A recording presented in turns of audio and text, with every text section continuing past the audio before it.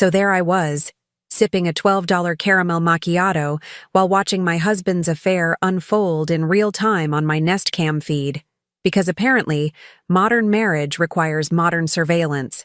I'm Pearl Bishop, 45, and I've spent the last 18 years perfecting the art of spreadsheets, tax returns, and willful ignorance. My husband, Floyd Bishop, 47, was a senior loan officer at First Carolina Bank. The kind of guy who wore khakis to the beach and thought adventure meant ordering the special at Applebee's. We live in one of those cookie-cutter subdivisions outside Wilmington where every third house has the same gray siding and every HOA meeting feels like a trial at The Hague. No kids. Floyd always said he wasn't ready, which in hindsight meant he wanted to keep his options open. 20 years of marriage, and his biggest commitment was to his Thursday afternoon banking conference calls. Here's the thing about being a CPA. You notice patterns. You notice when your husband, who thinks craft beer is too fancy, suddenly has $450 charges at Wine and Design every Thursday at 3 p.m.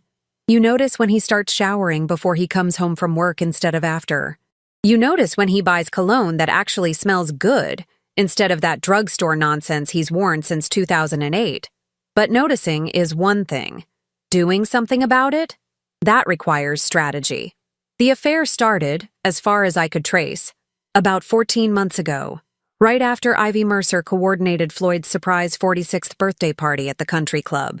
Ivy, 38, all blonde highlights and yoga pants, the kind of woman who calls everyone babe and posts inspirational quotes about living authentically while banging married men. She runs some boutique event planning business called Magnolia Moments that caters to the wine mom who married money demographic. And speaking of married money, Ivy has a husband, Corbin Everett, 42, architect at Everett and Associates, specializing in coastal residential design. I'd seen him at exactly 2 neighborhood functions, both times standing alone nursing a beer while Ivy worked the room like a politician at a fundraiser. Tall, quiet, the kind of guy who actually listens when you talk, which probably explained why Ivy found him boring. The Thursday pattern held for months. Floyd would announce some emergency branch meeting or regional compliance training, kiss me on the cheek like we were roommates splitting utilities, and disappear for 4 hours. I tracked his phone once, straight to our beach house in Wrightsville Beach, the one we bought 7 years ago as an investment that we used maybe twice a year, because Floyd always complained about the drive. Apparently, the drive was much more tolerable when Ivy was the destination. I could have confronted him, screamed, cried, thrown his golf clubs into the Cape Fear River like a civilized, scorned wife. But here's what 18 years of marriage to a mediocre man teaches you. Confrontation gives them time to prepare, time to craft excuses, move assets, call lawyers who play golf with them on Saturdays. No, I'm a CPA. I audit, I document, I plan. The plan crystallized 3 weeks ago when I was sitting in the Target parking lot, because that's where you have existential revelations in suburbia, scrolling through Ivy's Instagram. She'd posted a story, grateful for my amazing husband who works so hard, with a photo of Corbin at his drafting table, completely absorbed in blueprints, wedding ring clearly visible. That's when it hit me. Corbin didn't know.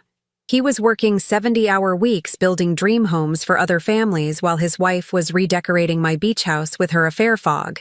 And something about that felt exploitable. I did my research. Everett and Associates had an impeccable reputation, featured in Coastal Living twice, specialized in historic preservation and hurricane-resistant design. Corbin himself had a degree from NC State's School of Architecture, volunteer work with Habitat for Humanity, exactly 0 social media presence. The anti-Ivy. Perfect. I called his office on a Monday morning, used my professional female voice that's 10% higher than my natural register because that's what gets male receptionists to transfer you. Everett and Associates, how may I direct your call? Hi, this is Pearl Mitchell, maiden name, untraceable, calling about a potential structural assessment for insurance purposes. I own a property in Wrightsville Beach, and I've seen Mr. Everett's work in Coastal Living. Would he be available for a consultation? Nothing puffs up an architect's ego like citing their magazine feature. The receptionist practically purred. Mr. Everett would be delighted. He has an opening this Thursday afternoon. Perfect. 3 p.m.? I held my breath. 3 p.m. works beautifully. I gave her the address. Our beach house address. The one where my husband would be horizontal with Ivy at approximately 3:15 p.m. based on 14 months of AirTag data. I'll leave the door unlocked, I said, voice steady as a spreadsheet column. I have a business meeting I can't reschedule, but Mr. Everett can conduct the full inspection. I trust his professional judgment completely. She bought it. Why wouldn't she?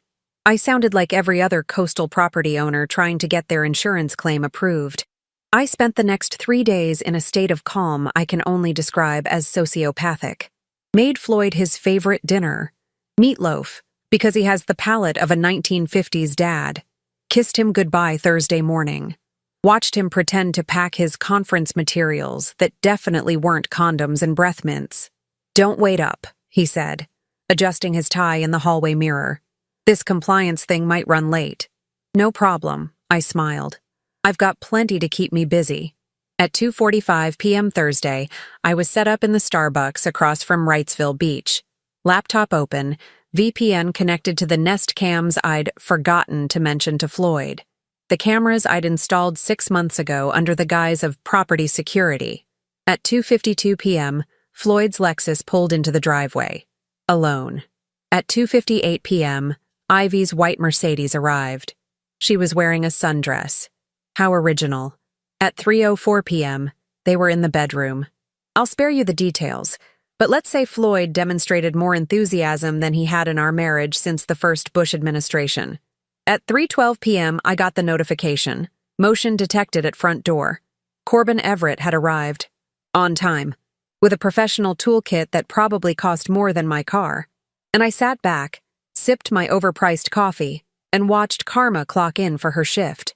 Here's what they don't tell you about watching your marriage implode in real time through a security camera. The resolution is really good. Like, uncomfortably good. I could see the wrinkles in the duvet cover I'd picked out at HomeGoods 3 years ago. The one Floyd said was too expensive at $89. The camera feed showed Corbin standing in the foyer, methodically unpacking his equipment. Moisture meter, thermal imaging camera, clipboard with what looked like a pre-inspection checklist. This man came prepared to find problems, just not these problems. Meanwhile, upstairs, Floyd was creating structural issues of an entirely different nature. I took another sip of my macchiato and tried to calculate exactly how long it would take Corbin to make his way to the primary bedroom. The house was 2,400 square feet. Professional inspection? Thorough guy. I gave it 20 minutes. Maybe 25 if he started in the crawl space. He started in the living room. Watching Corbin work was like watching the world's most sincere person do the world's most earnest job.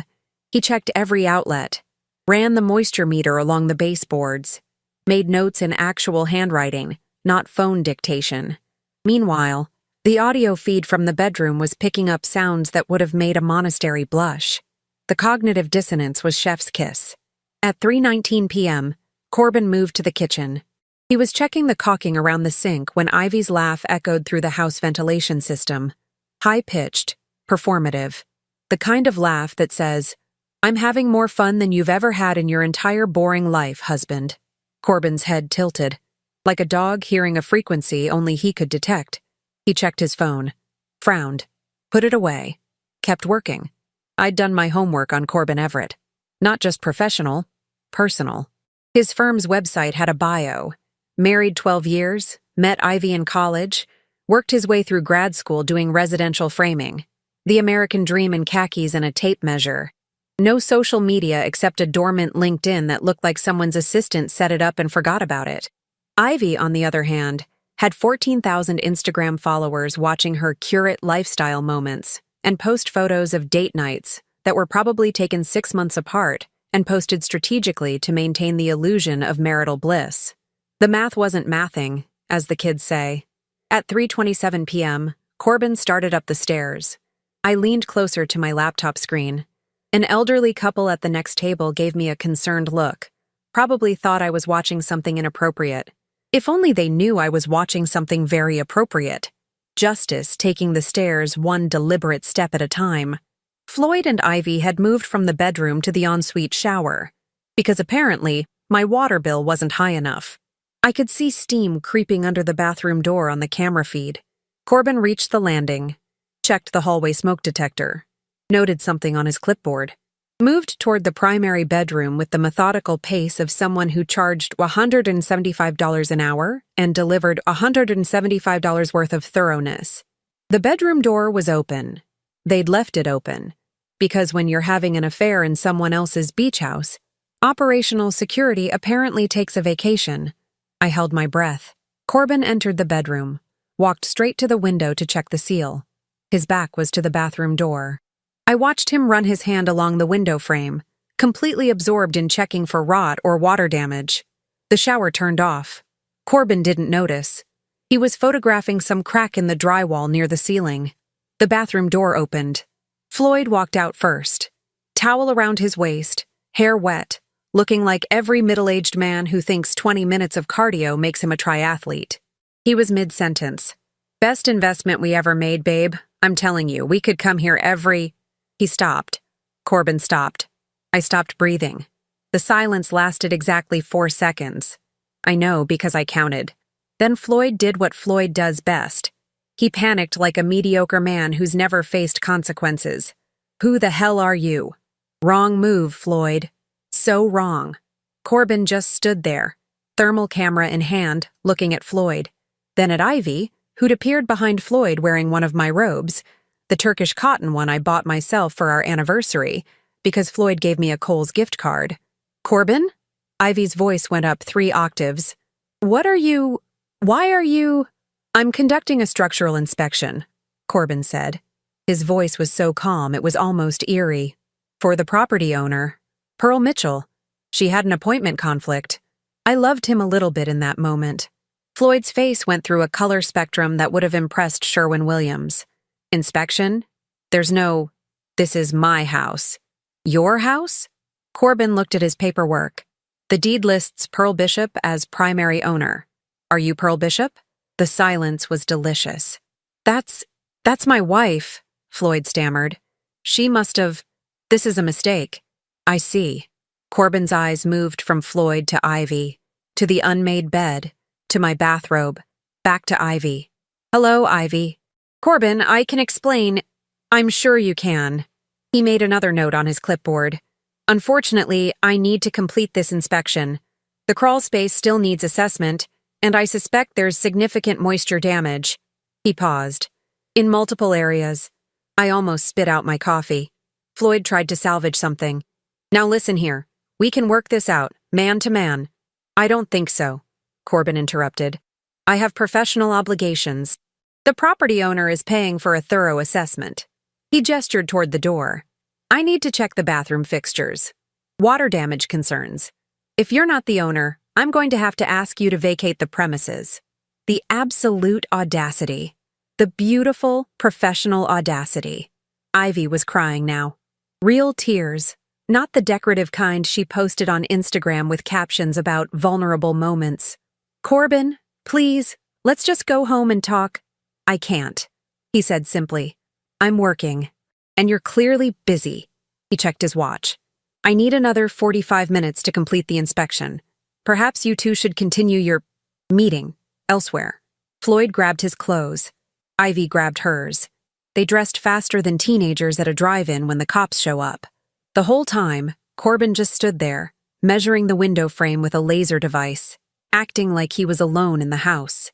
They left at 3:34 p.m. Ivy's Mercedes peeled out first, gravel spraying. Floyd's Lexus followed 30 seconds later. Corbin watched them go from the bedroom window. Then he pulled out his phone and made a call. I answered on the first ring. "Ms. Mitchell? This is Corbin Everett. I've completed the preliminary inspection. We need to talk about your property's structural integrity, and possibly your choice in tenants." "Mr. Everett," I said, watching him through my laptop screen from across the street. "I think that conversation should happen in person. Are you free for coffee? There's a Starbucks nearby." Through the camera, I saw him almost smile. "I think that would be very professional of us," he said. "I'll be there in 10 minutes." I closed my laptop, ordered a second macchiato, and waited for Act 3 to begin. Corbin Everett walked into Starbucks looking exactly like a man who'd just discovered his wife's affair and somehow maintained professional composure. Slightly shell-shocked, but holding it together with architectural precision. He spotted me immediately. I'd described myself over the phone. Brunette, blue blazer, corner table near the window. But I think he would have found me anyway. There's a recognition that happens between people who've both been betrayed. Like a secret handshake, except nobody's shaking hands and everyone's dead inside. "Ms. Mitchell," he said, extending his hand. Firm grip. No wedding ring. He'd taken it off in the car, I noticed. "Pearl," I said, "and I think we can drop the pretense. You know who I am." He sat down, placed his clipboard on the table between us like evidence in a deposition. "Pearl Bishop. Property deed search took 30 seconds. Floyd Bishop, joint owner. Your husband. For now." "For now," he echoed. He looked at me directly, really looked, and I saw the exact moment he decided I wasn't the enemy. "How long have you known?"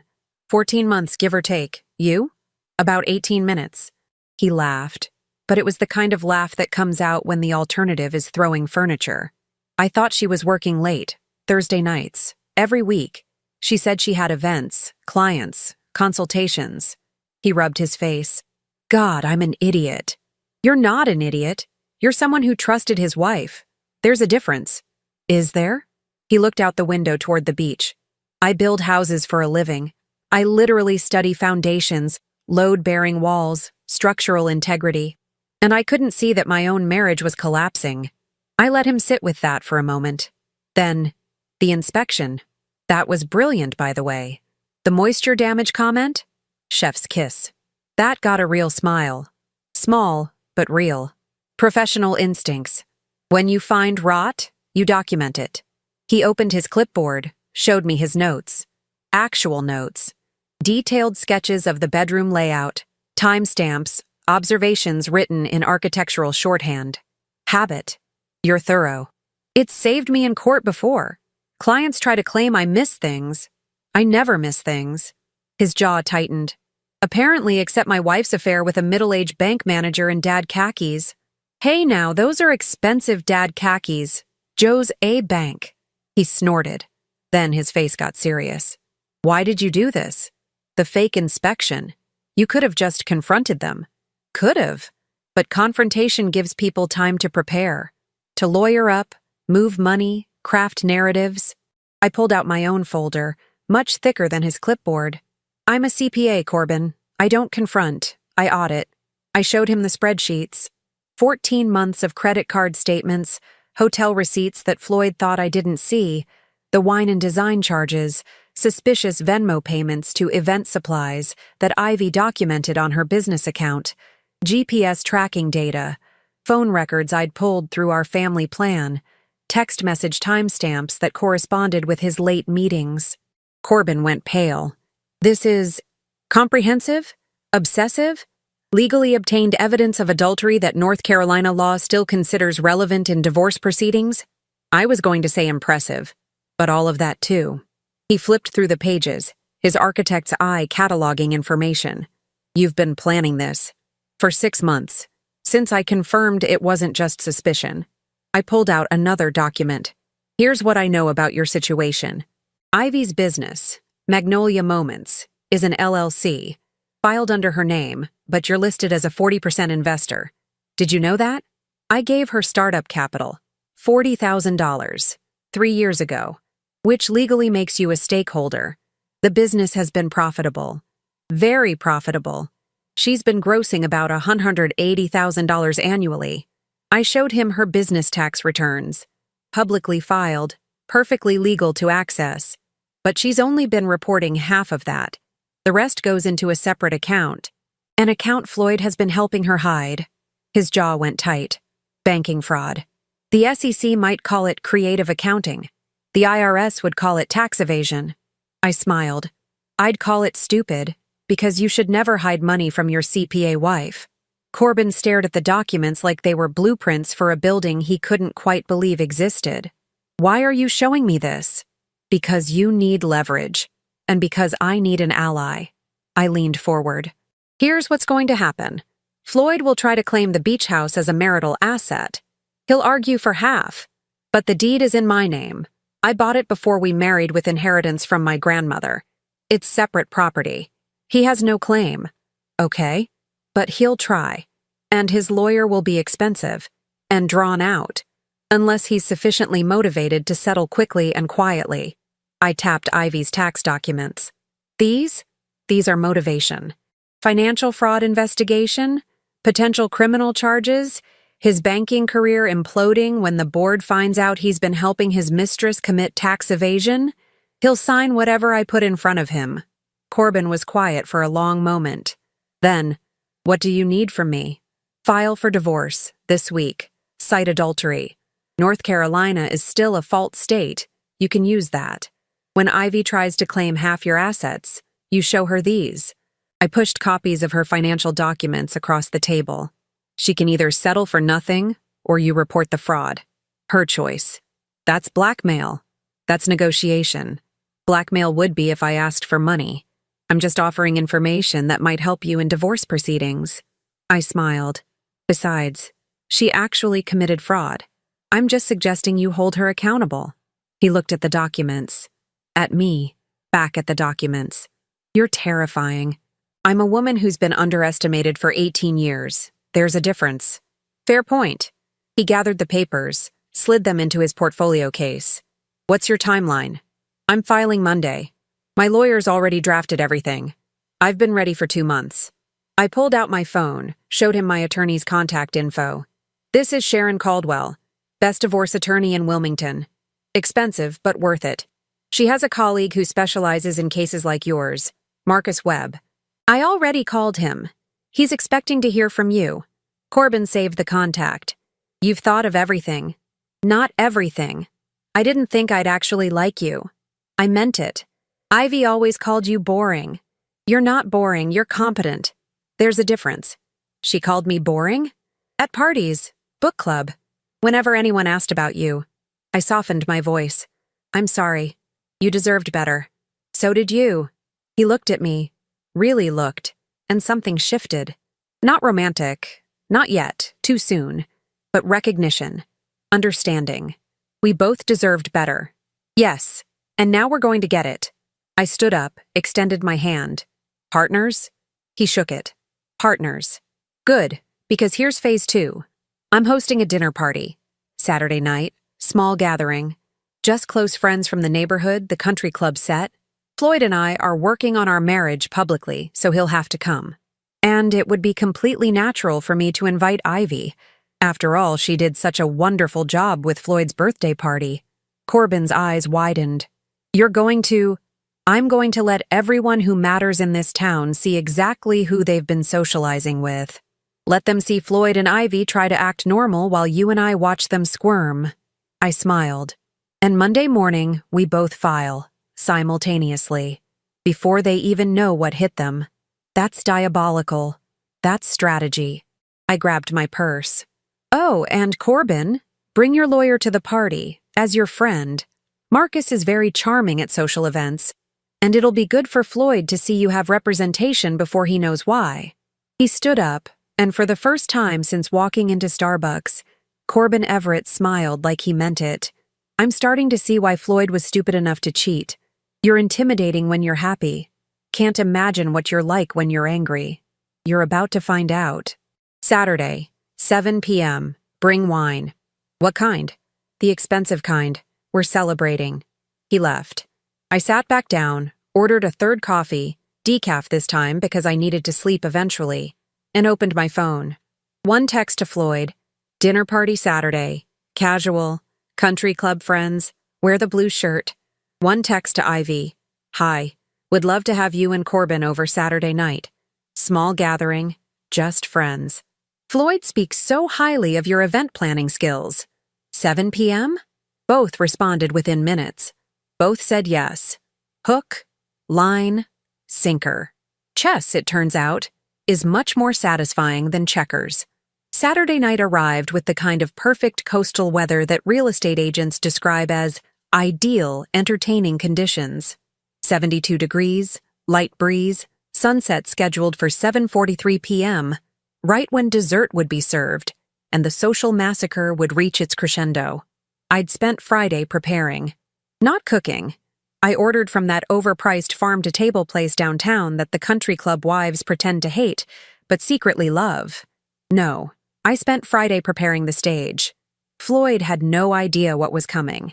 He'd been suspiciously attentive since Thursday, probably wondering if Corbin had said anything. He kept asking if everything was okay, with that nervous energy of a man who knows he's guilty, but isn't sure if he's caught. Everything's perfect, I'd told him Friday night. I'm really looking forward to tomorrow. Quality time with friends. He'd smiled with visible relief. Idiot. The guest list was surgical. Margaret and Tom Preston from the HOA board. Margaret volunteered at Floyd's Bank's Charity Foundation. Dr. Linda Sheffield and her husband Paul. Linda was on the hospital board with Ivy. Always hired her for fundraisers. Casey and Jennifer Walsh. Jennifer ran the book club where Ivy had literally called Corbin boring 6 weeks ago. And of course, Corbin, with his friend Marcus Webb, attorney at law, who looked like he'd walked out of a Brooks Brothers catalog. Ivy arrived at 7:08 p.m. wearing a white lace dress that probably cost more than my couch. She'd brought wine, Camus, because she only dealt in obvious choices, and that performative smile she used when she wanted people to think she was gracious. Pearl, thank you so much for inviting us. Air kiss. Cloud of perfume that cost $200 and smelled like desperation. Your home is gorgeous. Floyd always talks about how talented you are at decorating. Floyd, standing behind her with his own bottle of wine, looked like he was sweating through his blue shirt. The expensive blue shirt I'd bought him for our anniversary. The irony wasn't lost on me. Corbin arrived 10 minutes later with Marcus. Corbin wore dark jeans and a button-down. Casual but put together, the kind of outfit that said, I'm not trying, but I still look better than your husband. Marcus was all charm, shaking hands, complimenting the house, making small talk about the Wilmington real estate market. When Corbin and Ivy made eye contact, you could have heard a pin drop in the Cape Fear River. Corbin, Ivy said, voice tight. I didn't know you were coming. Pearl invited us. Marcus is an old colleague. We were discussing a project. Corbin's smile was architectural, perfectly designed, zero warmth. You look nice. New dress? Yes, recent purchase. Well, expensive? The room got very quiet. Floyd tried to intervene. Hey, buddy, how about a drink? Pearl makes a killer old-fashioned. I'm fine, Corbin said. Marcus? Bourbon. Neat, if you have it. Marcus was enjoying this. I could tell. I played hostess perfectly. Got drinks, guided conversation, let the appetizers circulate. The other guests sensed something was off but couldn't quite identify it, like when you walk into a room and know people were just talking about you. Dinner was served at 7:35. I'd arranged the seating strategically. Floyd at one head of the table, me at the other. Ivy to Floyd's left. Corbin directly across from Ivy. Marcus next to Corbin. Everyone else filling in the gaps. The tension was exquisite. Margaret Preston, bless her gossipy heart, broke the ice. So, Ivy, how's business? I heard Magnolia Moments is doing wonderfully. Oh, yes, Ivy said, reaching for her wine glass like it was a life preserver. Very busy. Lots of events this season. Thursday nights must be exhausting, I said pleasantly, passing the bread basket. All those consultations. Ivy's hand froze halfway to her mouth. Floyd started coughing. Actually coughing. Like his body was trying to evacuate his soul. Corbin just stared at his plate, but I saw the corner of his mouth twitch. Dr. Linda Sheffield, oblivious, jumped in. Oh, Ivy, before I forget, I need to discuss the hospital gala budget. Your invoice seemed higher than we discussed? Well, there were additional costs. Funny thing about costs. Marcus interjected smoothly. I work in financial law. Always fascinated by how business expenses get categorized, especially when it comes to tax time. He smiled at Ivy. You must have an excellent accountant. Ivy went white. Yes. Very good. Very thorough.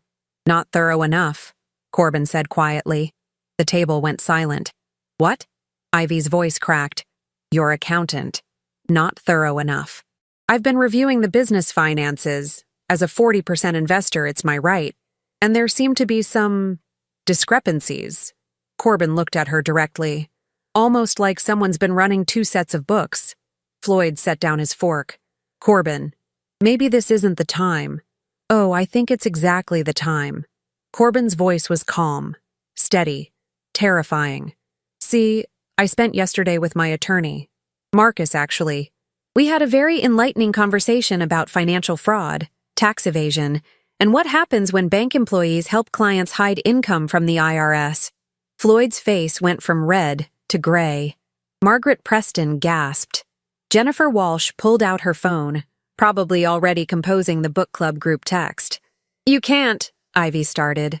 Can't what? Can't ask questions about my own investment? Can't wonder why my wife has been spending every Thursday afternoon for 14 months claiming to work late when she's actually— He stopped, smiled. But you know what? Let's not air everything here. Let's just say that I've filed for divorce. This morning, actually. Papers were served at 5 p.m. today. You probably didn't notice because you were getting ready for this dinner party. Ivy stood up so fast her chair tipped over. You bastard! Sit down, Marcus said pleasantly. Unless you want to make this worse, and trust me, it can get worse. The IRS tends to frown on unreported income. So does the SEC when bank employees are involved. Floyd stood up too. Now wait just a goddamn minute. No, Floyd, you wait. I stood, and something about my tone made everyone else shut up. I also filed for divorce. This morning. Sharon Caldwell. Maybe you've heard of her? Best divorce attorney in Wilmington? She's very thorough. We have documentation of your affair. 14 months worth. Credit card statements, GPS tracking, text messages. I smiled at him. And before you think about fighting me on assets, remember, the beach house is mine. Inheritance. Premarital property. You have no claim. The retirement accounts? I've been the primary earner for 12 years. My 401k is separate. And this house? My name on the deed. Again. You can't— Pearl, we can work this out. We could have worked it out 14 months ago. Before you started screwing Ivy and my grandmother's beach house. I turned to our guests, who were watching like this was better than anything Netflix ever produced. I apologize for the drama. This wasn't the dinner party I advertised, but I thought it was important for everyone to know who they've been socializing with. Dr. Sheffield stood up. I think Paul and I should go. I think that's wise, I said. But Linda, before you plan any more events with Magnolia Moments, you might want to check with your hospital's legal team. Liability issues, fraud investigations. You understand. She understood. They all understood. The exodus was swift. Margaret Preston couldn't get out fast enough, probably already calling the Charity Foundation board. Casey and Jennifer left with their phones out, already spreading the news. Dr. Sheffield and Paul made sympathetic noises, but were clearly thrilled to have front row seats to the scandal. Within 15 minutes, it was just me, Corbin, Marcus, Floyd, and Ivy. Floyd tried one more time. Pearl, please. We need to talk about this privately. We will. Through our attorneys. Sharon will be in touch Monday. You have until Wednesday to move out. I'm being generous. Legally, I could give you 24 hours. Where am I supposed to go? I looked at Ivy. She looked at the floor. I guess you should have thought about that before, I said. Ivy? I assume you're also going to need somewhere to stay since Corbin's filing papers Monday morning citing adultery and financial fraud. I hate you, Ivy spat. Both of you. You're vindictive and cruel and we have lawyers, Marcus interrupted. Good ones. Who've spent the last 48 hours building cases that will destroy you both professionally and financially if you fight this. Or, he pulled out 2 folders. You can sign these settlement agreements. You get nothing. Clean divorces, no contested assets, and we don't report the tax evasion or the bank fraud. That's blackmail, Floyd said weakly. That's negotiation, I corrected. You have until Monday at noon. After that, we file everything. IRS, SEC, the works, your choice. Ivy grabbed her purse. Floyd grabbed his keys. They left separately. not even that united in their humiliation. When the door closed, Corbin let out a breath that sounded like he'd been holding it for 12 years. "Holy shit," he said. "Holy shit indeed," Marcus agreed, pouring himself another bourbon. "That was the most satisfying dinner party I've ever attended. And I once watched the appeals court judge serve divorce papers to her husband at his retirement party." I collapsed into a chair, started laughing, couldn't stop. Corbin joined me, then Marcus. We sat there, three people who'd been strangers 48 hours ago, laughing like maniacs in my dining room surrounded by uneaten farm-to-table food and expensive wine. "We should probably eat," I said eventually. "I paid $400 for this meal." "We should probably celebrate," Corbin countered. He raised his glass. "To structural integrity, in houses and in life. To audits," I added. "Financial and emotional. To competent representation," Marcus finished. We clinked glasses. Outside, the sun was setting over Wilmington. Inside, everything had finally crumbled the way it needed to. Sometimes destruction is just renovation in disguise. Floyd signed the settlement agreement Monday at 11:47 a.m., 13 minutes before our deadline. His attorney, some guy named Rick who wore a suit that screamed, "I peaked in law school," looked like he'd aged 10 years trying to convince Floyd that fighting would only make things exponentially worse. Ivy signed at 11:52 a.m. She cried.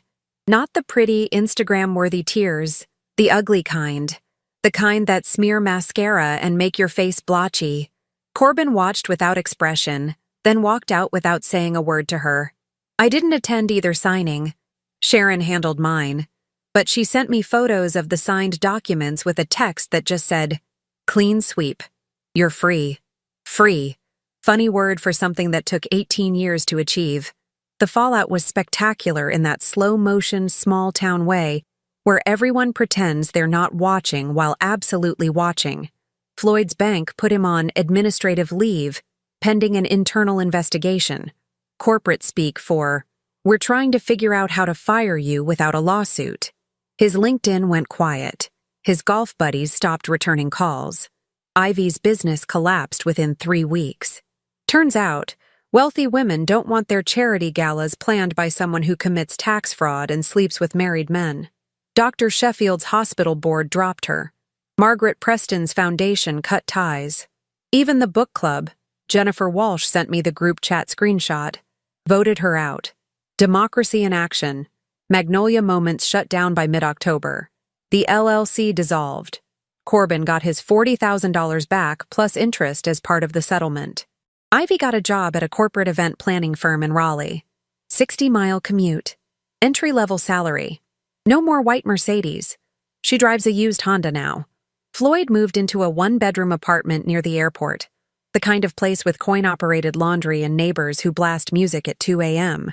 He tried to friend me on Facebook last month, blocked immediately, and apparently told someone at the bank that he made mistakes, but everyone deserves second chances. Everyone does deserve second chances, just not with the people they betrayed the first time. I kept both houses. The settlement was clean. He got his personal belongings, his car, and exactly nothing else. North Carolina fault-based divorce is a beautiful thing when you have documentation and a shark attorney. Sharon earned every penny of her retainer. The beach house? I go there every Thursday now. Renovated the primary bedroom, new paint, new furniture, burned the old duvet in the fireplace because symbolism matters. Sometimes I just sit on the deck with coffee and watch the ocean. Sometimes I work remotely. Sometimes I do absolutely nothing, which turns out to be its own kind of productive. Corbin and I have dinner occasionally. Nothing romantic. Not yet, maybe not ever, and that's fine. We're both still processing what it means to rebuild after implosion, but he makes me laugh. Really laugh. Not the polite laughter you give mediocre men to make them feel interesting, but actual genuine amusement at someone who's genuinely amusing. Last week he brought blueprints to dinner, a beach house renovation project, and asked my opinion on the kitchen layout. Not because he needed it, but because he actually valued it. Small thing. Huge difference. "You ever regret it?" he asked over Thai takeout. The nuclear option. The dinner party. I thought about it. Not even a little. You? Only that I didn't figure it out sooner. He poured more wine. Ivy called me last week. Wanted to talk. And I hung up. Marcus said any communication needs to go through attorneys. Professional boundaries. He smiled. I'm very good at professional boundaries now. Character development? Exactly. Here's what nobody tells you about scorched earth divorce. It's not the dramatic moment that changes you. It's not the confrontation or the settlements or even the signatures. It's the quiet Tuesday morning 3 months later when you wake up and realize you're not angry anymore. You're just different, lighter, like you've been carrying someone else's baggage for so long you forgot what your own weight felt like. I don't hate Floyd. Hate requires energy, and he's not worth the expense. Same with Ivy. They're just people who made choices, bad choices, selfish choices, choices that imploded their own lives more effectively than I ever could have. My role wasn't revenge. It was documentation, exposure, letting consequences be consequences. Margaret Preston saw me at Target last week, still the site of all major revelations apparently, and actually apologized. I should have seen it, she said. At the charity events, the way they looked at each other. I'm sorry I didn't tell you. You didn't know, I said. I suspected. Suspicion isn't proof, and it wasn't your marriage to save. I smiled. But thank you. She hugged me. In the Target seasonal aisle, surrounded by premature Christmas decorations and the smell of pumpkin spice everything. Small-town redemption is weird. I'm 45, divorced, living in a house that's finally just mine, working a job I'm genuinely good at, drinking expensive wine on Thursday nights because I can, because I want to, because there's no one here to tell me it's too fancy or unnecessary. The beach house has new security cameras, better ones. Not because I'm paranoid, but because I learned an important lesson. Trust, but verify. Hope for the best, but document everything.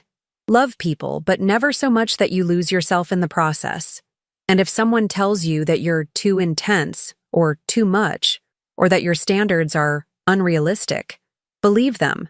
They're telling you exactly who they are, someone who can't meet you where you stand. So you find people who can. Or you stand alone. Either way, you stand. Floyd texted last week. I miss you. I didn't respond. But if I had, I would have said, you miss the version of me that didn't know better. She's gone. And good riddance. Corbin was right. Structural integrity matters. In houses, in relationships, in life. Some foundations need to crack before you can build something better. Mine finally did. And what I'm building now? It's all mine. Every square foot. Every decision. Every Thursday afternoon at the beach watching the waves and remembering that the best revenge isn't destruction. It's reconstruction. On your own terms. With really good coffee. And absolutely zero regrets.